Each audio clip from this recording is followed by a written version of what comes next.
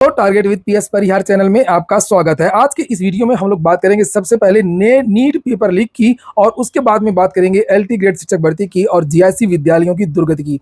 तो वीडियो को जल्दी से लाइक कर दें, शेयर कर, और जिन छात्रों ने चैनल को अभी भी सब्सक्राइब न किया हो तो जल्दी से सब्सक्राइब कर लें ताकि आप लोगों को इसी प्रकार की ऑथेंटिक अपडेट सबसे पहले मिलती रहे। देखिए, ये लिखा हुआ है कि अब पुलिस ने माना नीट का पेपर हुआ लीक।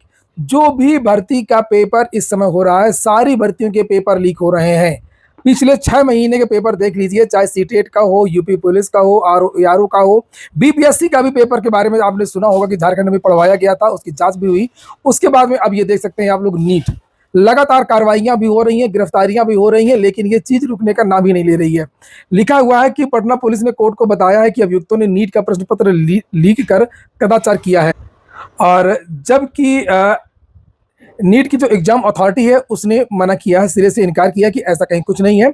लेकिन यहाँ पर देख सकते हैं आप लोग, समाचार पत्रों के माध्यम से, मीडिया के माध्यम से बहुत सारे ऐसे तथ्य दिए जा रहे हैं। यहाँ पर लिखा है कि पटना पुलिस ने निचली अदालत में दावा किया है कि नीट राष्ट्रीय पात्रता सह प्रवेश परीक्षा यूजी अंडर ग्रेजुएट का प्रश्न पत्र लीक हो गया था। पेपर लीक के बाबत 5 मई को शास्त्री नगर थाने में दर्ज कोड संख्या 358/24 के अनुसंधानकर्ता सह दरोगा तेज नारायण सिंह ने 6 प्राथमिकी और 7 अप्राथमिकी अभियुक्तों को न्यायिक हिरासत में भेजने के लिए पटना सदर कोर्ट में के अपर मुख्य न्यायिक दंडाधिकारी 9 की अदालत में अग्रसारण प्रतिवेदन दिया था। और इसमें अनुसंधानकर्ता ने लिखा कि प्राथमिकी और अप्राथमिकी अभियुक्तों ने नीट का प्रश्न पत्र लीक करके कदाचार किया। पूरी कहानी पुलिस ने बताई है।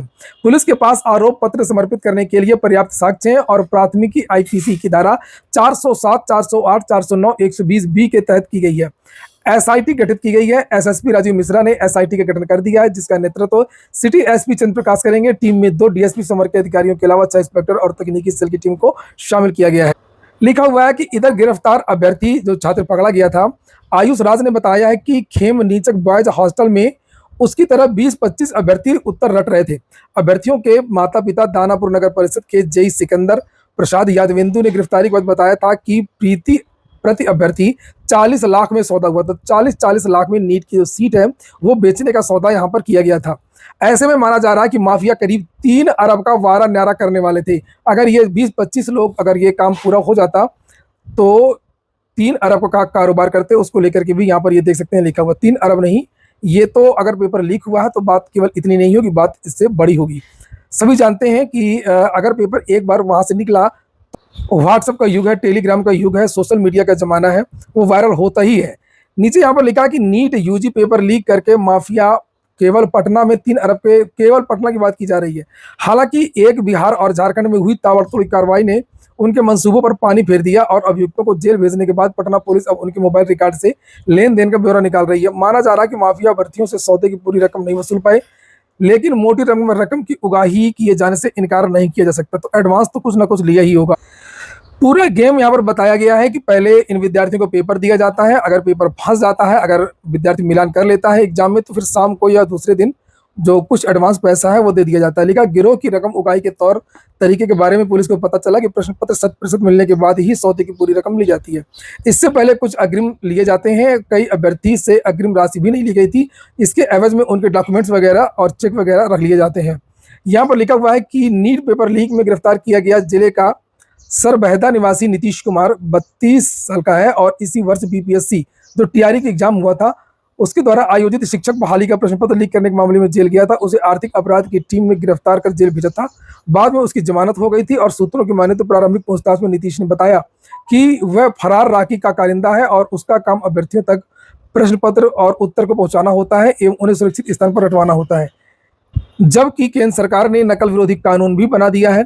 हालांकि उसकी भी जरूरत नहीं थी। जो वर्तमान कानून है उन्हीं को अगर अच्छी तरीके से उनका पालन किया जाए, पुलिस मुस्तैदी के साथ में काम करे और जितने भी भर्ती के बोर्ड हैं, चयन बोर्ड हैं, आयोग हैं, वो उन्हीं का अच्छी तरीके से अगर कानूनों का पालन किया जाए तो ये जो पेपर लीक या कोई भी जो करप्शन है वो नहीं होगा।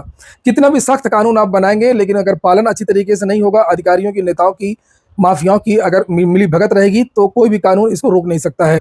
और अगर पेपर लीक होता है तो इसमें ज़्यादा देरी नहीं करना चाहिए, इसमें तुरंत इस परीक्षा को रद्द कर देना चाहिए अगर पेपर लीक हुआ है तो। यहाँ पर कई मीडिया के हवाले ये जानकारी दी जा रही है कि इसका जो पेपर है वो एक रात पहले ही लीक हो गया था। यहाँ पर देखिए लिखा है नीट का प्रश्न पत्र शनिवार की रात को ही लीक हो गया था। अभ्यर्थियों को बाकायदा प्रश्न पत्र दिखा करके उनसे जवाब याद करने को कहा गया था। वही प्रश्न पत्र अगले दिन रविवार को होने वाली परीक्षा में अभ्यर्थियों को सेंटर पर मिला। इस मामले में पहले 4 लोगों को गिरफ्तार किया गया और बाद में एक महिला समेत 9 व्यक्तियों की गिरफ्तारी हुई। सोमवार की शाम को सभी अदालत में पेश करने के बाद में जेल भेज दिया गया। वहीं पर आज पूरे दिन सुबह से ही ट्विटर पर लगातार नीट पेपर लीक को लेकर के ट्विटर पर ट्रेंड हो रहा कराया जा रहा है, जिसे यूजी पेपर लीक मामले में पुलिस ने एसआईटी का गठन कर दिया है। में एसपी और सिटी एसपी और एसएसपी भी शामिल किए गए हैं और साथ ही साथ 2 जीएसपी, 6 इंस्पेक्टर। ये आप देख सकते हैं ट्विटर पर लगातार विद्यार्थी ट्वीट कर रहे हैं नीट पेपर को लेकर के। लगातार आज सुबह से विद्यार्थी ये ट्वीट कर रहे हैं और जो समाचार पत्रों के माध्यम से जो जानकारियाँ आ रही हैं उस फोटो को भी विद्यार्थी टैग कर रहे हैं। देखिए, गगन प्रताप हैं, शिक्षक हैं और इन्होंने लिखा है कि आज़ादी के 77 साल बाद भी हम ईमानदारी से परीक्षा नहीं करा पा रहे हैं। मेडिकल प्रवेश परीक्षा नीट का पेपर लीक होने से साफ हो गया कि एनटीए अपना काम नहीं कर सकी है। एनटीए बहुत ही विवादित हो गई है। एनटीए में अब विद्यार्थियों का बहुत ज़्यादा विश्वास नहीं रहा है और इन विद्यार्थियों के समर्थन में मैंने भी ट्वीट किया है और देख सकते हैं आप लोग पिछले 6 महीनों का पूरा लेखा जोखा मैंने यहाँ पर लिखा है।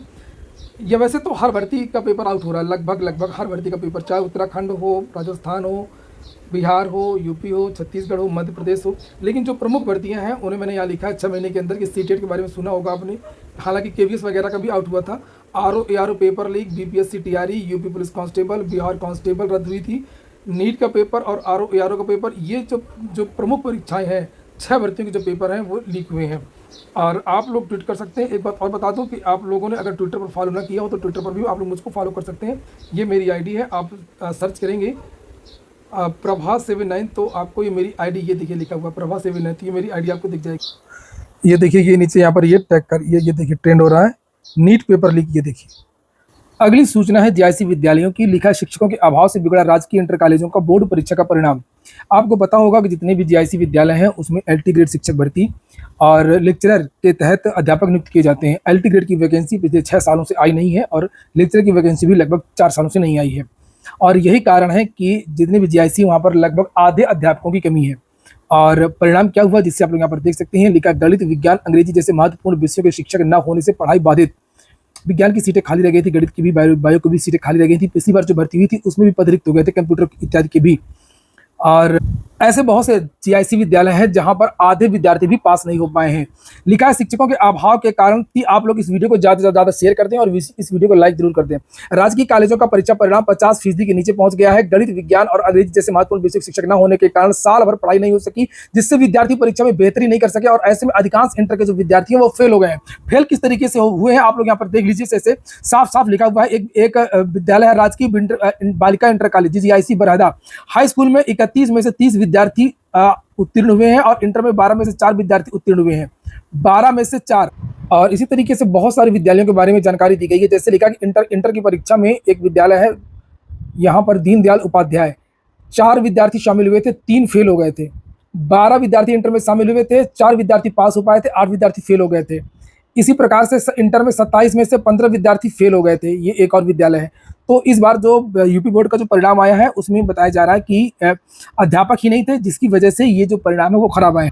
और ये जब चीज़ें लोग देखेंगे तो यहाँ पर एडमिशन नहीं करवाएंगे, उसके बाद में फिर छात्र शिक्षक अनुपात सही हो जाएगा और ये सिलसिला चलता रहेगा। खैर, ये हो गया आज का वीडियो आपको अच्छा लगा हो कि काम को तो लाइक अवश्य कर दें। जिन छात्रों ने चैनल को सब्सक्राइब न किया हो सब्सक्राइब कर लें। पूरा वीडियो सुनने के लिए बहुत बहुत धन्यवाद।